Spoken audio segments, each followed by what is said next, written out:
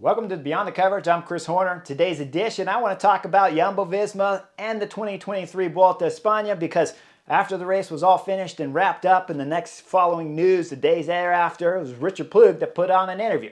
In his interview, he's supposed to be lifting the lid on the team leadership decisions that were made throughout the 23 Vuelta a España.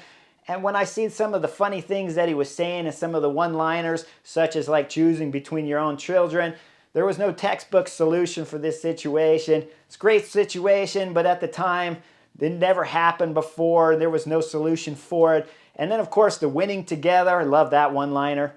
And we drew up a plan, asked if everyone was okay with it. Well, after I got done reading the article, there was nothing in there about lifting the lid, and he drew up a plan. But what was the plan? He never told us. He said he asked everybody if they were okay with it. What I really want to know is, Richard, was everybody okay with it? Did Jonas Vingegaard say, hey, I won the Tour de France, I'm okay with attacking my teammate? Did Primoz Roglic, who won the Giro d'Italia, say, hey, I came here to win this year's Vuelta a España so that I can make the Tour de France team for next year's 2024 edition, I'm okay with it? And Sepp Kuss, while he's wearing the race leader's red jersey at the Vuelta a España, was he okay with it? I mean, when I read these articles that tell me nothing, it's just a bunch of fluff, and it's a bunch of PR stuff to make you think when you're sitting on the Chesterfield reading it, like everybody was okay with it. But he never told us if everybody was okay with it. There was important messages in there that he was supposed to fill out, and when we look up there at the top and it says they're lifting the lid on Jumbo-Visma's team leadership decisions, and he says, we made up the decision, we left it to everybody there, and we asked them if they were okay with it, but he doesn't tell us if they were okay with it. That's the main reason why I read the article. I want somebody to go back and ask him, was everybody okay with it? Was Primoz Roglic okay? Jonas okay with it? Was Sepp Kuss okay with it? Because what I really saw at the 23 Vuelta a España, when he's talking about there's no solution or there's no textbook solution for how to predict this to happen. Well, Richard Plug, how could you not have a solution for this to happen? Okay, when you look at the start, before you go into the Vuelta a España, you have two leaders. Your decision was to bring Jonas Vingegaard and Primoz Roglic to the Vuelta a España. Are you telling me you had no solution if they were both running 1 and 2 on the general classification on how you guys would handle it? Now, I raced in 2003, and I did with Saturn over here, and I had two great teammates. Tom Danielson was one of them, and Nathan O'Neill, and the three of us were on fantastic form. We knew in January that there was going to be problems, and I sat down and I talked with Tom Danielson, and I talked with Nathan O'Neill, and I said, hey, guys, we are on flying form. We're going to be the strongest 3 riders in the U.S. We need to make up a plan, and we all need to be okay with it. Now, we made up a plan, and all 3 of us were okay with it. So I answered the question. Now, when we got into the Redlands Bicycle Classic, that was the race I wanted to win. That was the highlight of my early part of my spring season because I'm from San Diego and I was living down there, so that's my backyard. I've won it multiple times in the past already, so I wanted to win it again. So we had to divide up the wins. We had to go in January. This is in January. We're talking about the importance of dividing up the wins. And once we get into the races, we talk about who's riding good and who could win what. And early in the season, we knew Tom Danielson was riding good, so we won Tour of Malaysia. And as we started the earlier California races that start those races, the stage races right before Redlands Classic and then ending with the Sea Otter Classic, we figured out that Tom Danielson would take the first stage race there in the Southern California region. I'd get California. And Nathan O'Neill would get Sea Otter Classic because there's a big time trial there, so it was ideal for a time trial specialist like Nathan O'Neill. But we knew when it comes to the individual stages that we had to share and split things up. So when we started stage 1 of the Redlands Bicycle Classic, it was a time trial going up a small short hill there. Nathan O'Neill won it. I was second on the general classification. The next day I got the race leader's jersey on time bonifications at the finish. And so when we went into the Oakland stage, I was wearing the race leader's jersey. But Nathan O'Neill was blowing everything up going up the climb, and I told the big guy, you take the stage win, I'll get the GC, we'll figure out how we make that happen later. Now we went all the way into the last stage on the Sunset Loop, and I'll show you a picture with all 3 of us where we decimated the field and soloed up the final with 3 of us because it was Jonathan Vaughters that led us all the way up the Sunset Climb on lap 1, and he devastated the field, and then the 3 of us just held the gap so that we go 1, 2, and 3 on the stage. Tom Danielson got the Sunset stage, which is a famous one if you're talking about the Redlands Bicycle Classic. I got the overall classification, and Nathan O'Neill got 2 stage wins. But what we saw at Jumbo-Visma here when we're talking about stage 13, after Sepp Kuss was already in the race leader's jersey, talking about from stage 8 when he had the race leader's red jersey, and then we look at stage 13, I told you guys, I said, okay, I'm good with their plan where they sent Jonas up the road because he was sitting 7th on the general classification and he can jump over the other competitors by going up the road.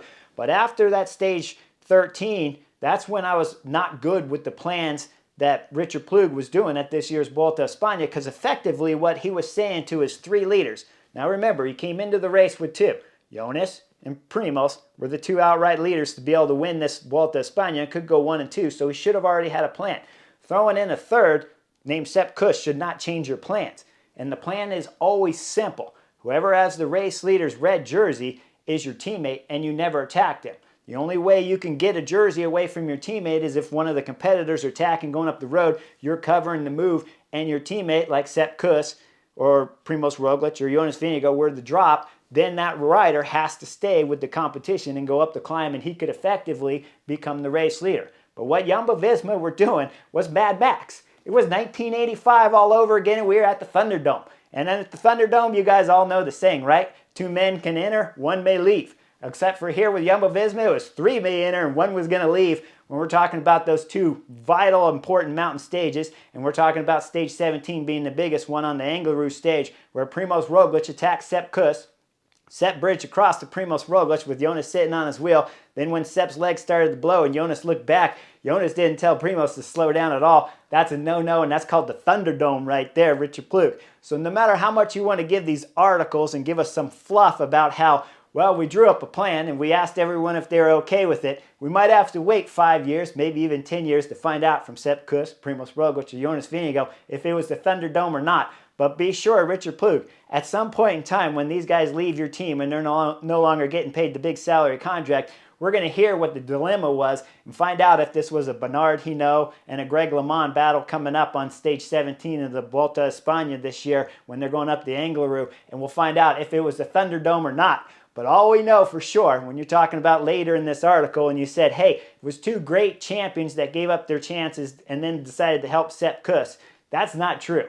You made a Thunderdome, Sepp Kuss held on to it, and then there's the PR nightmare that Jumbo-Visma were getting to change their plans going from stage 17 and the mountain stages before that where they're attacking Sepp Kuss to go into stage 18 and finally start racing like a team together, team winning, which is a slogan on the side of their bus, right? Not my slogan, it's actually in the article. But when you're talking about a rider like Sepp Kuss, remember, if you go all the way back to 2021 and the Vuelta a Catalunya, I was talking about Sepp Kuss being that super domestique and always having the ride for his teammates.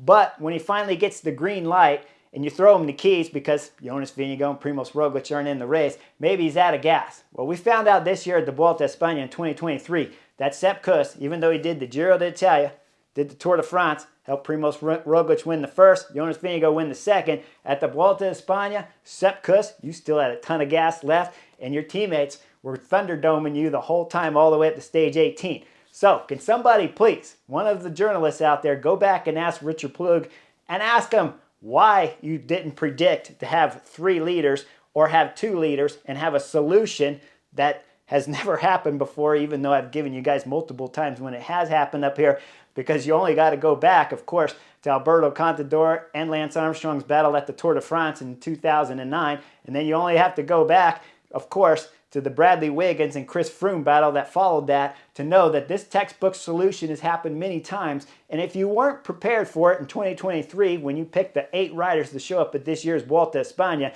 and if you didn't know that Sepp Kuss could be as good as one of the race leaders, and when you know from stage 6 it was a gift given from Remco Evenepoel, you can't throw that gift in the Thunderdome and just say, hey, guys, good luck, best man comes out, or you're going to have a nightmare chemistry throughout the next years to follow here on Jumbo-Visma, and certainly you may not even be able to keep all these 3 guys together on the same team, because at some point in time, Primoz Roglic, who won this year's Giro d'Italia, he's going to want to go into the Tour de France with a shot at winning, because he knows if he wants to be the greatest Slovenian rider in the world ever to this point, he's going to have to go to the Tour de France and win the Tour de France, or he's always going to be second fiddle to Jonas Vingegaard on Jumbo-Visma, his own team, or second fiddle to, of course, one Tadej Pogacar, the #1 ranked rider up here on the Butterfly Effect. He's going to be second fiddle to him too, talking about in his own nation in Slovenia. So Primož Roglič is going to be 100% motivated to come into this year's Tour de France. So if you do bring him, you better have a solution on how you plan on working it with Jonas Vingegaard and Primož Roglič at next year's July in the Tour de France. And don't give us any excuses about how there was no textbook solution, because now, if you didn't know before from the examples I've already given you, you know from 2023 Vuelta a España that at next year's Tour de France, Primož Roglič and Jonas Vingegaard could still be #1 and #2 at the Tour de France if the other Slovenian, Tadej Pogacar, doesn't come with his best form. Make sure you guys like and subscribe. I'll bring you another video. Next one, I want to talk about Remco Evenepoel, and is he ready for next year's 24 Tour de France edition? Well, stay tuned, like, and subscribe, and I'll see you guys on the next edition to talk about Remco Evenepoel. Like and subscribe. I'll see you guys real soon.